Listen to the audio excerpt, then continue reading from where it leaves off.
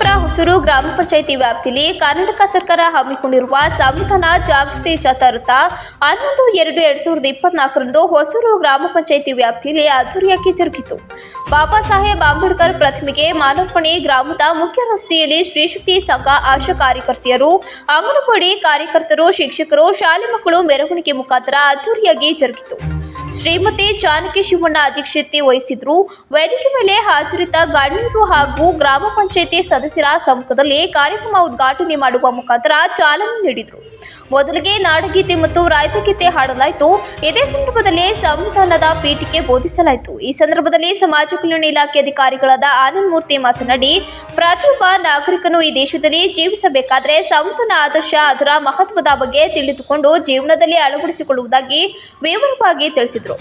ಸಂವಿಧಾನದ nodal ಅಧಿಕಾರಿಗಳಾಗಿ Dinesh CDPO ಹಾಜರಿದ್ದು, ಬಾಬಾ ಸಾಹೇಬ್ ಅಂಬೇಡ್ಕರ್ ಕೊಟ್ಟಂತಹ ಸಂವಿಧಾನ ವಿಶ್ವದ ಅತಿಶ್ರೇಷ್ಠ ಸಂವಿಧಾನ ಎಂದರು. ರೋಹಿಲ್ ಮಾತ್ ಸಂವಿಧಾನದ ಜಾಗೃತಿ ಮತ್ತು ಅರಿವಿನ ಬಗ್ಗೆ ವಿಸ್ತಾರವಾಗಿ ಹೇಳಿದರು. ಈ ಸಂದರ್ಭದಲ್ಲಿ ಪಂಚಾಯಿತಿಯ ಉಪಾಧ್ಯಕ್ಷರಾದ ಜಾನಕಿ ಶಿವಣ್ಣ, ಪಿಡಿಒ ವೀಣಾ, ಸದಸ್ಯರುಗಳಾದ ಗುರುರಾಜ್, ಅಬೂಬಕರ್, ಮೇನಕಾ, ಮಣಿ, ಭವ್ಯ, ವಿಜಯ್ ಕುಮಾರ್, ಸತೀಶ್, ಮಾಜಿ ಅಧ್ಯಕ್ಷರಾದ ಪೂರ್ಣಿಮಾ ಮಂಜುನಾಥ್, ಗ್ರಾಮ ಪಂಚಾಯಿತಿ ಸಿಬ್ಬಂದಿ ವರ್ಗ, ಶಾಲಾ ಶಿಕ್ಷಕರು, ಗ್ರಾಮದ ಮುಖಂಡರು ಹಾಜರಿದ್ದು ಕಾರ್ಯಕ್ರಮ ಯಶಸ್ವಿಯಾಗಿ ನಡೆಸಿಕೊಟ್ಟರು. ಶಾಲೆಯಲ್ಲಿ ವಿದ್ಯಾಭ್ಯಾಸಕ್ಕೆ ಹೋದಾಗ ಅವರನ್ನ ಒಂದು ಮೂಲೆ ಗುಂಪಾಗಿ ಮಾಡಿರ್ತಾರೆ. ಅವರಿಗೆ ನೀರನ್ನ ಕೊಡುವಾಗ್ಲೂ ಕೂಡ ಮೇಲಿಂದ ನೀರನ್ನು ಹೋದಾಗಲಿ ಪುಸ್ತಕವನ್ನ ಮುಟ್ಟುತ್ತಾ ಇರ್ಲಿಲ್ಲ, ಅವನನ್ನ ಬೇರೆ ಕೂರಿಸ್ತಾ ಇದ್ರು. ಅಂತ ಒಂದು ಮೂಲೆ ಗುಂಪಾಗಿದ್ರು ಕೂಡ ಅವರು ಶಿಕ್ಷಣವನ್ನ ಯಾವ ರೀತಿ ಪಡ್ಕೊಂಡು ಬರ್ತಾರಪ್ಪ ಅಂದ್ರೆ, ಇವತ್ತು ಎಲ್ಲಾ ಸವಲತ್ತುಗಳು ನಮಗೆ ಸಿಗ್ತಾ ಇದೆ. ಎಲ್ಲ ಬಿಸಿ ಊಟ ಆಗಿರ್ಬೋದು, ಹಾಲು ಇರ್ಬೋದು, ಪುಸ್ತಕ ನಮ್ಗೆ ಸಿಗ್ತಾ ಇದೆ, ಓದೋ ಪುಸ್ತಕಗಳು, ಬರೆಯೋ ಪುಸ್ತಕಗಳು ದಾನಿಗಳಿದ್ದಾರೆ, ಬ್ಯಾಗ್ ಅನ್ನ ಕೊಡ್ತಾರೆ, ಶೂ ಅನ್ನ ಕೊಡ್ತಾರೆ. ಆದ್ರೆ ಹಿಂದೆ ಕಿಲೋಮೀಟರ್ಗಟ್ಟಲೆ ನಡೆದು ಅವರು ಓದಿದ್ದಾರೆ. ಎಂತೆಂತ ಡಾಕ್ಟರ್ ಪದವಿಗಳನ್ನ ಪಡ್ಕೊಂಡಿದ್ದಾರೆ.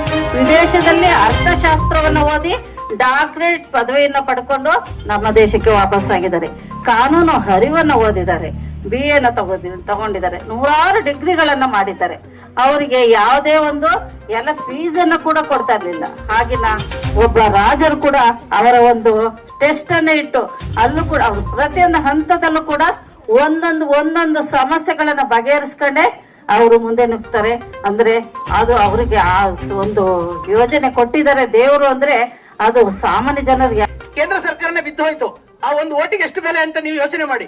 ನಿಮ್ಮ ಒಂದು ಓಟಿಗೆ ಬೆಲೆ ಇದೆ ಅಂತ ಅಂದ್ರೆ ಅದನ್ನ ನೀವು ನಿಷ್ಪಕ್ಷಪಾತವಾಗಿ ಯಾರು ಒಳ್ಳೆಯವರಿದ್ದಾರೆ ಅವ್ರಿಗೆ ಹಾಕಿದಾಗ ನಿಮ್ಮ ನಿಜವಾದ ಓಟು ಅದಕ್ಕೆ ಬೆಲೆ ಬರ್ತದೆ. ಯಾಕೆಂತಂದ್ರೆ ಯಾರೋ ಒಬ್ರು ದುಡ್ಡು ಕೊಟ್ರು, ಯಾರೋ ಹೆಂಡ ಕೊಟ್ರು, ಯಾರೋ ಊಟ ಕೊಟ್ರು, ಈ ತರದಕ್ಕೆ ನೀವು ಮುರಳಾಗಿ ನೀವು ಚುನಾವಣೆಯಲ್ಲಿ ಮತ ಹಾಕಿದ್ರೆ ಖಂಡಿತ ನಿಮ್ಮ ಮತಕ್ಕೆ ಬೆಲೆ ಇಲ್ಲ.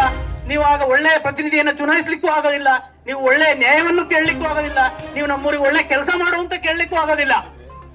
ಈ ಒಂದು ದಾರಿನಲ್ಲಿ ನಾವು ನಡೆದ್ರೆ ನಿಜವಾಗ್ಲೂ ನಮ್ಮ ದೇಶ ಉದ್ಧಾರ ಆಗ್ಲಿಕ್ಕೆ ಖಂಡಿತ ನಮ್ಮ ಸಂವಿಧಾನದಲ್ಲಿ ಇರುವಂತ ಒಂದು ಅವಕಾಶಗಳನ್ನ ನಾವು ಉಪಯೋಗಿಸ್ಕೋಬೇಕು, ಅದನ್ನ ನಮ್ಮ ಜೀವನದಲ್ಲಿ ಅಳವಡಿಸ್ಕೋಬೇಕು, ಆ ಒಂದು ಆದರ್ಶತೆಯನ್ನ ನಾವು ಕಾಪಾಡ್ಕೊಳ್ಬೇಕು ಅನ್ನೋ ಮಾತನ್ನ ಈ ಸಂದರ್ಭದಲ್ಲಿ ಹೇಳಿ ನನಗೆ ಎಲ್ಲ ಪುಟಾಣಿಗಳು ಜೋರಾಗಿ ಚಪ್ಪಾಳೆಯನ್ನು ತಟ್ಟೋದ್ರ ಮೂಲಕ ಸಂವಿಧಾನ ಪ್ರತಿಯನ್ನು ನಾವು ಈಗ ಸ್ವೀಕರಿಸೋಣ.